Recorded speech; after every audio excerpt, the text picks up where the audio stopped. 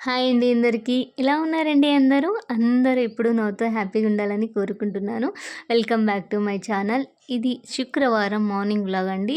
నేనైతే అమావాస అయిన మరుసటి రోజైతే పూజా రూమ్ అయితే డీప్ క్లీనింగ్ అయితే చేసుకుంటాను. ఎవ్రీ మంత్ ఇలానే చేసుకుంటా. అమావాస అయిన రోజు ఫోటోలను తీసి నీట్‌గా తుడిచి బొట్లయితే పెడతాను. చూడండి ఎంత అందంగా కనిపిస్తున్నారు అమ్మవారు, అయ్యవారు. ఎలా ఉన్నారు కామెంట్ చేయడం అస్సలు మర్చిపోకండి.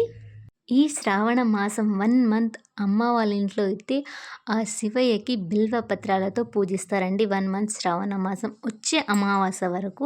ఇది సిటీ కదండీ! అంతగా దొరకవు. దొరికినంతల వరకైతే నేనైతే సోమవారం అయితే 108తో ఆ శివయ్యనైతే పూజించడానికైతే ట్రై చేస్తాను. దొరికినప్పుడైతే 11, 21, 5 ఇలా దొరికినంతలో సర్దుకుపోతాను. అండ్ సోమవారం, మంగళవారం, శుక్రవారం అయితే డెఫినెట్‌లీ 5 వరకైతే ట్రై చేస్తాను స్వామివారికి బిల్వపత్రాలు. అండ్ ఊర్లో అయితే ఖచ్చితంగా 1 మంత్ అయితే పూజిస్తారు బిల్వపత్రాలతో. ఈ శ్రావణ మాసం మేము కార్తీక మాసంలానే same to as it is అలాగే చేసుకుంటాము.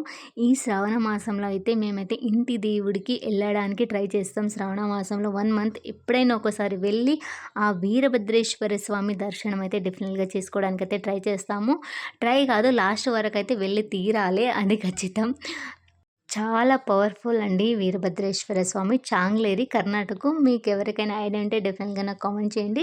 శుక్రవారం అయితే నా పూజ ఇలా అయింది. అండ్ పారిజాతం పువ్వులైతేతో నిండిపోయింది పూజా రూము. చాలా అందంగా కనిపిస్తున్నారు కదా! ఇంట్లో అయితే పూజ కంప్లీట్ అయింది. బయట గడప పూజ అయితే చేసుకుంటున్నా అండి. గడప పూజ చాలా ఇంపార్టెంటు. నేనైతే ఎవ్రీ శుక్రవారం, మంగళవారం అయితే పూజ అయితే చేసుకుంటాను. ఇలా పసుపు రాసి గంధంతోని, కుంకుమతోని ఆ అలంకారమే వేరండి గడప పూజ చేయడం వల్ల.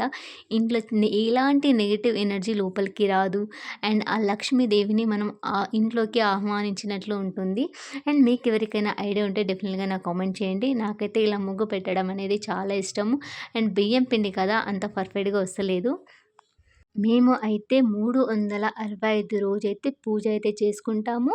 అండ్ 5 డేస్ వరకు మాత్రమే, మీకు అందరికీ తెలుసు 5 డేస్ మాత్రం పూజ చేసుకోము. 5 డేస్ అయిన తర్వాత 6 డేస్‌కి అన్నీ క్లీన్ చేసుకొని మళ్ళీ పూజ అయితే స్టార్ట్ చేస్తాము. అండ్ మేమైతే ఈవినింగ్ టైంలో కూడా దీపారాధన చేస్తాము. అండ్ మళ్ళీ స్నానం చేసి దీపారాధన ఈవినింగ్ టైంలో చేసుకుంటాము. ఇంట్లో పూజ చేయడం చాలా మంచిదండి. ఎలాంటి నెగెటివ్ ఎనర్జీ ఉన్నా ఒక దీపారాధన, ఒక గంట శబ్దానికి ఎలాంటి నెగెటివ్ ఎనర్జీ మన ఇంటి లోపలికి కూడా రావు.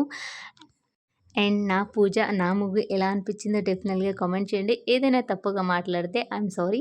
అండ్ ఇలా గడప పూజ చేసుకొని, అలాగే మా అమ్మ తులసమ్మ పూజ చేసుకొని ఇంట్లోకొచ్చి నైవేద్యంగా ఆవు పాలైతే పెట్టి హారతి ఇచ్చాను అమ్మవారికి. అండ్ ఎలా అనిపించిందో డెఫినెట్‌గా కామెంట్ చేయడం మర్చిపోకండి. వీడియో నచ్చితే లైక్ చేయండి, షేర్ చేయండి, కామెంట్ చేయండి. అండ్ మా ఛానల్‌ని సబ్స్క్రైబ్ చేసుకోవడం అస్సలు మర్చిపోకండి. నెక్స్ట్ వీడియోలో కలుద్దాం. బాయ్.